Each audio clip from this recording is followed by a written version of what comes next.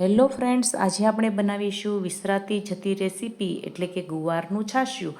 આ છાશિયું શાક દાદી નાની સમયમાં ખૂબ જ બનાવવામાં આવતું અને હાલમાં ઓછું બનાવવામાં આવે છે અને ભાગ્યે જ દાદી હોય એમના ઘરમાં જ બનતું હશે. તો તેના માટે મેં 250 ગ્રામ ગુવાર લઈ તેને સરસ મજાનો ધોઈ અને એક કુકરમાં 1 ગ્લાસ પાણી એડ કરી અને તેમાં ગુવાર નાખી અને 3 થી 4 વિસલ થાય ત્યાં સુધી બફાવા દેવાનો છે.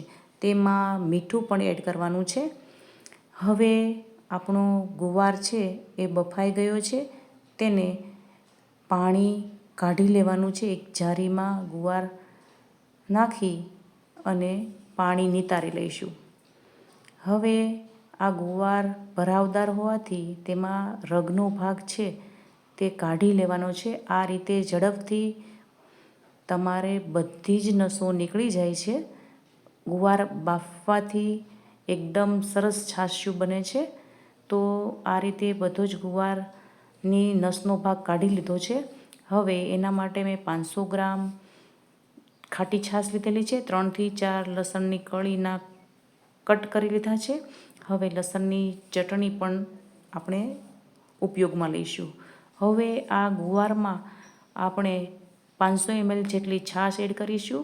છાશના પ્રમાણમાં મીઠું એડ કરવાનું છે અને 1 ચમચી જેટલી લસણની ચટણી એડ કરી અને બ્લેન્ડર ચાલુ બંધ કરી અને અધકચરું ક્રશ કરી લેવાનું છે.